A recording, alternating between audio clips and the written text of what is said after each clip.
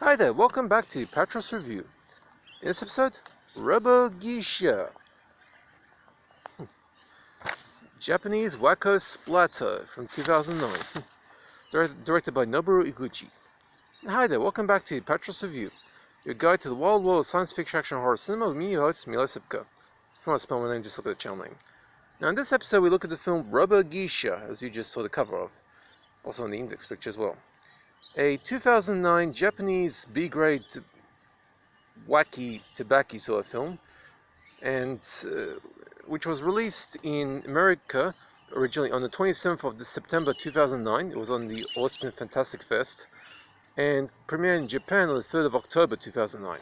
Now the disc I'm reviewing is the Australian release, as you can see, and this came out through Eastern Eye, which is a subsidiary of Madman Entertainment.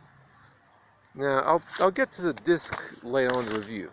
As for the film, well, in the 1990s, there sprang up from within the bowels of the Japanese film industry a small genre of films that I like to call the Wacko Splatto market. This is in some ways similar to the German underground, that collective of German horror fans who have since the late 1980s been making ultra-low budget gore films and swapping tapes of those films among their loyal fan base. But whereas the German underground, which included filmmakers like Andreas Schnaz with his violent shit films, and Jörg Buttgereit with Necromantic, those guys started out as a protest to the incredibly rigid German censorship standards of the day, whereas the Japanese market had no such restrictions, and instead these filmmakers just made much better polished low-budget films on a strictly mail-order market. This was in the 1990s. Many of these directors involved in the Wacko Splatto genre were originally from the Japanese adult industry, which should go some way to explain some of the film's overriding sexual fetishes. In 2008, Noboru Iguchi had attained a hit with Machine Girl, which was one of the first films to come out at the time this market hit the big time.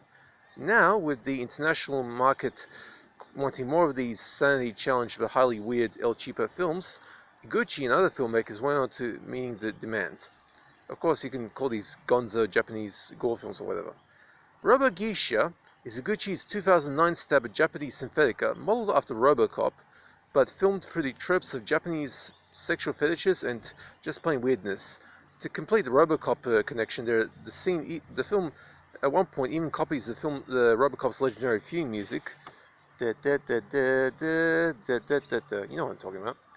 Where the main character transforms the legs into a tank and speeds through the motorway to a climactic battle. No RoboCop fan will fail to notice that going on. Believe me. The story is practically bare bones in some ways. Two feuding sisters who are both aspiring geishas are taken in by a corporation that is raising an army of geisha assassins. But the corporation also subjects their best killers to medical experiments where the lucky bitches are turned into cyborgs, a process both the sisters end up being subjected to and even perversely try to one-up each other in terms of cybernetic enhancements, augmentation, from the usual machine gun breasts to armpit swords, chainsaw mouths, and napalm wigs, as well as the perverse bum swords, or known in the film as hip katanas, which is basically a katana sword sticking out of their ass. I'm not joking. If you see this one, you definitely see it. A weapon so shameful that it can only be wielded by those with the right amount of embarrassment. Which creates its own set of problems when one of the sisters realizes that she's working for some terrorists, which is what the corporation is, and sets out on the usual heroic quest to take down the nasty corporation that augmented her. To be honest, this is essentially one joke film taken to beyond its logical limit. At 97 minutes in PAL format, this is really too long roughly 100 minutes in NTSC, this is roughly too long to maintain such a juvenile concept. The spin-off film, which is included on the DVD, called Fearsome Geisha Fighters Go to Hell, or less on the DVD as Geisha Cop, which is only 16 minutes long, actually does the concept a whole lot better, and within the acceptable time span that the concept needed. 16 minutes is actually a much better way of handling this weirdness than 97 minutes, believe me. And such, the film feels just too padded out to maintain the viewer's interest. Not to mention that Noboru Iguchi's obsession with Japanese schoolgirls and cyborg geishas attacking each other with machine gun boobs and tight swords sticking out of their butts is bordering on the edge of acceptable community standards in some ways. While most horror fans and otaku will be probably laughing themselves to death at parts of this, those with more mainstream tastes will be feeling uncomfortable seeing parts of this film, and even though the film's basically done, it's lighthearted, it's more like it's just like a comedy, but there are scenes, some of the effects and stuff, it might, you know, offend some well, pretty much offend some people. It's not a film for everyone. In fact, actually in Australia, this, as you can see, this disc is rated R18+ for high impact violence. Yeah. And by the way, that's the theatrical version. There's an unrated version as well, which is only available in Japan, and that's essentially some scenes just added CGI blood. That's what it is. And 2 extra dialogue scenes, but to be honest, that version's kind of pointless. And you know, there are many uptight examples of the moralist crowd who will be using films like this to justify their crusade of banning genre films. The same way that they use films of the early 1980s, horror films of then, to attack horror films during the infamous dark days of the video nasty period in the early 1980s Britain. It's not a bad film, but I won't be coming to this one for any easy gore fix anytime soon. Strictly an average film at best, or for if you like this kind of stuff, bump it up to a C+ or a B if you want. But me personally, I mean, it's a one-joke film, and it's just stretched too long.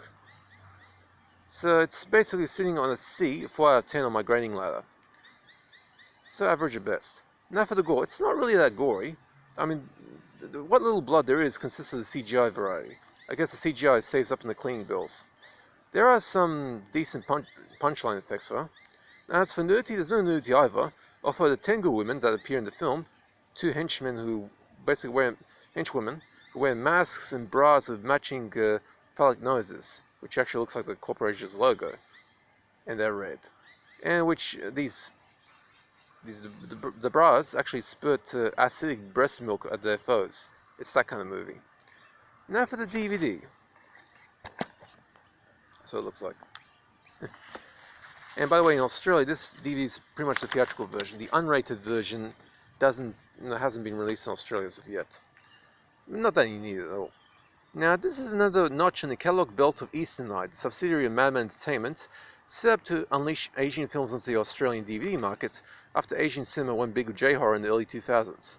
The film looks pretty damn clean, in fact, a little bit too clean, given that this was shot in digital stock, and looks exactly that. Although, unlike American digital video, the Japanese equivalent looks far better and more cultish. The soundtrack comes in 2 choices, either Japanese 4.1, I'm not saying 5.1, I'm saying 4.1, 4 channels with a subwoofer in 448 kilobytes, or the usual Japanese stereo in 224 kilobytes. Both sound fine, although they don't sound too alike, given there's a bit of a pitch difference between the 2. English subtitles are included and look decent. I don't speak Japanese, so I can't vouch for accuracy, though. But I guess with Madman's standards, the subtitles are pretty damn accurate. And the supplement is where things get a little interesting. With that aforementioned short film that Noboru Iguchi made as a warm-up act for RoboGeisha. Actually, it's like a prequel to it, called Fearsome Geisha Fighters Go to Hell, which does the concept of the film into a much more tolerable and more amusing 16 minutes of runtime. The film's international trailer, which gave a lot of people a bit of a giggles when it came out, and it's a pretty funny trailer too, if you watch it.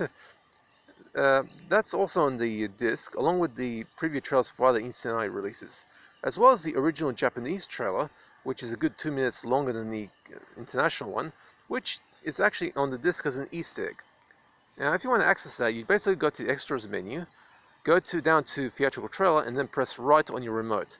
This should make the Eastern Eye logo show up on the menu. You'll see it.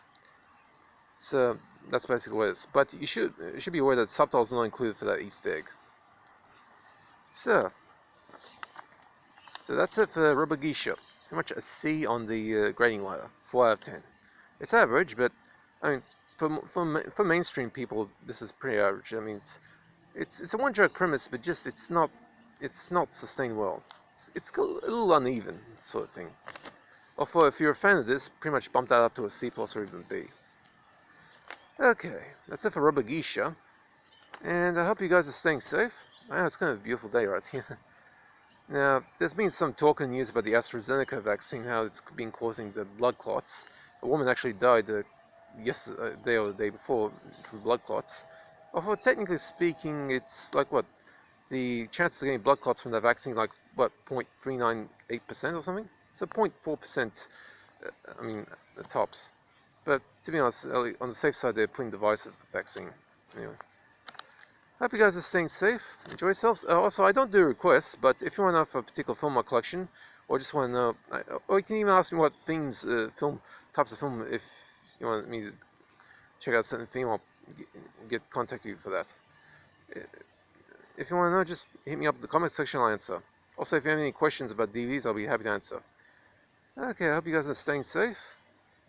Hope the world opens up, but it's gonna take a while. Okay. Yeah. Enjoy yourselves and see you around. See you next time.